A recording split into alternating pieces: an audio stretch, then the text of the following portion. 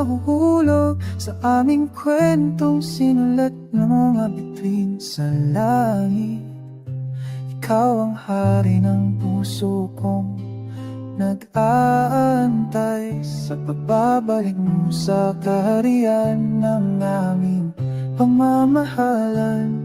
Sa iyong mga mata, nakikita ko ang bukas, ang aming pasasama na walang hanggang wakas.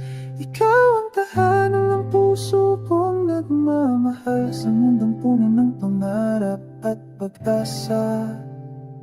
Lumalim na isinong lahat sa papel na dilaw, nagsasalaysay ng mga pangako at mga pangarap natin. Sa ilalim ng puno ng mangga, nag-usapan tayo.